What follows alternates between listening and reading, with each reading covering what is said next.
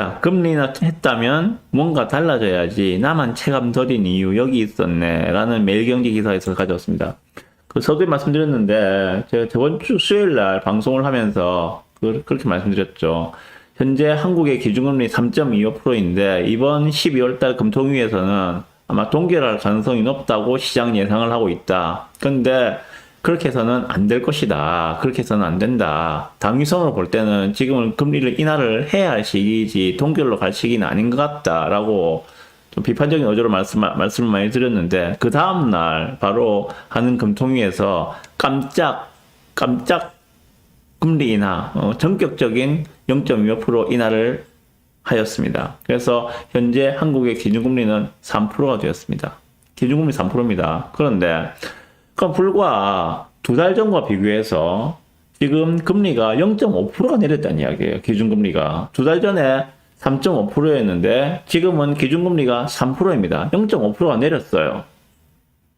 자, 그러면 우리의 대출금리, 지금 대출 다 가지고 있으시잖아요. 그죠? 대출 없이 지금 이 방송 보고 계시는 분 별로 없을 거예요. 많은 분들이 대출 가지고 있는데 나의 대출금리는 그럼 0.5%가 내렸는가?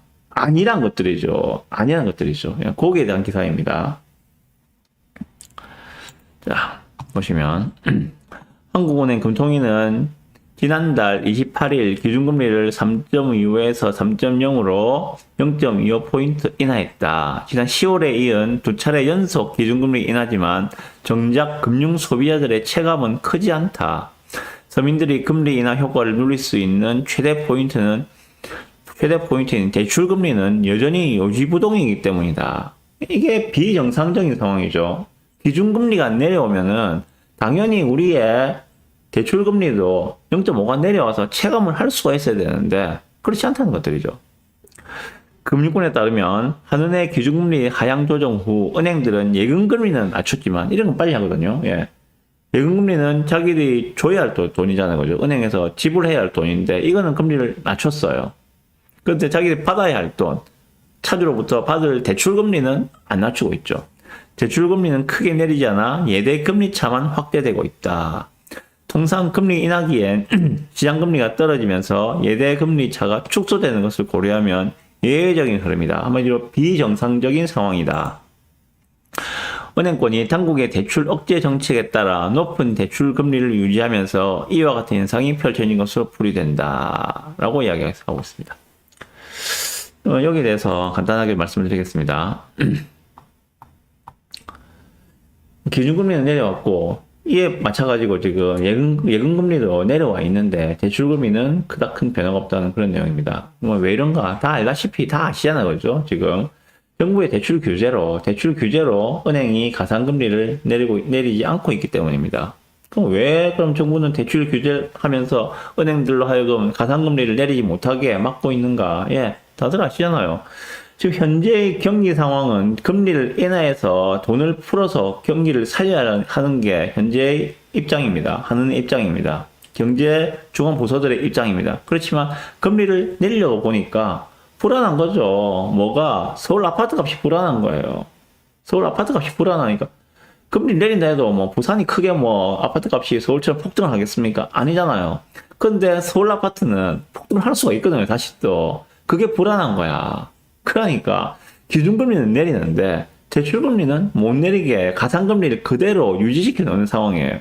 오히려 3.5에서 3.25로 내릴 때, 그죠? 2달 전에 이야기하고 있잖아요. 2달 전에 3.5에서 기준금리를 3.25로 내릴 때는 가산금리를 더 올려서 대출금리를 더 올리는 효과를 나타냈었거든요. 그래서 현재와 같은 가산금리를 올려서 대출을 막는 이런 대출 규제의 비정상이 언제까지나 먹히지는 않을 것이다. 3.5에서 3.25로 내린 것과 3.5에서 이제 3.0으로 내린 것과는 당연히 국민 여론이 아니 3.5에서 3.0으로 기준금리를 0.5나 내렸는데 왜 내 대출금리는 그대로야 하면서 여론들이 상당히 불리하게 돌아갈 수밖에 없겠죠. 도대체 정부에서 뭘 하고 있는 것들이냐. 이런 식으로 컴플레인이 들어갈 수밖에 없는 그런 상황들입니다. 그래서 이러한 비정상적인 상황들은 언제까지 가지는 않을 것이다. 거기에다가 올해는 은행이 장사를 다 했겠죠. 그죠? 자기들 대출 목표 다 채워가지고, 예, 그, 자기들 성과급 잔치도 하면서 충분하게 대출 해가지고 이자도 많이 쌓아놨으니까는, 이자를 많이 받아놨으니까는.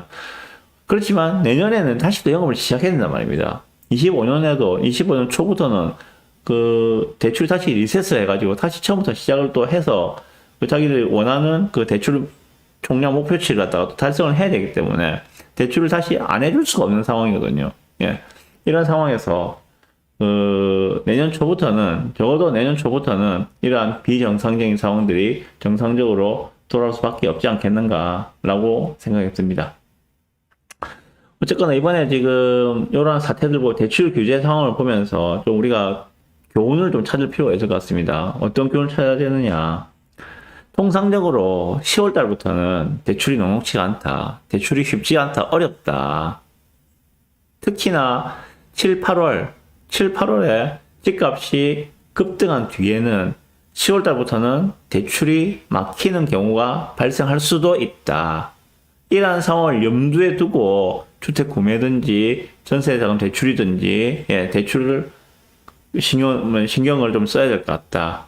좀 이런 교훈들을 찾으면 좋겠습니다. 그래서 매수 계획을 세울 때는 10월달 이후에 대출을 이용한 잔금은 좀 조심할 필요가 있겠다. 그리고 세입자를 들여서 잔금을 치는 경우는 마찬가지입니다. 지금 예를 들면 그런 거예요. 온천 레미안 포레스티지 같은 경우에 지금 이제 입주장이 11월까지 끝났죠, 그죠? 11월까지 끝났는데 아직도 지금 전세 못 맞춘 분들은 전세 맞추려고 있을 거예요. 여기서 전세 자금 대출도 막히는 경우가 생기더라. 다시 말해서 전세 세입자를 구해서 그 전세 세입자는 전세 대출을 받아서 내 집에 전세를 들어오려고 하는데 그게 10월달, 11월달, 12월달에는 좀 불안하더라. 그래서 그 시기를 아예 앞당기든지 아니면 1월달 이후로 그 다음 이듬해 1월달 이후로 연기해서 그렇게 잔금 처리를 하는 것이 조금 더 안전하다. 이렇게 말씀을 드리겠습니다. 그래, 이걸 보면서 똑같이 당할 수 없잖아요, 그죠? 올해 아니라 작년에도 마찬가지였습니다. 작년에도 10월달, 11월달 대출이 별로 안 좋았거든요. 마찬가지입니다. 올해도 지금 그런 상황이 반복되고 있기 때문에 내년에도 이제 그러면 이제 주택 구매라든지 주택 매도라든지 이런 고민하시는 분들 같은 경우에는 이런 상황들을 고려해서 자금 스케줄을 한번 세팅을 하시는 게 어떻겠는가라고 말씀을 드려봅니다.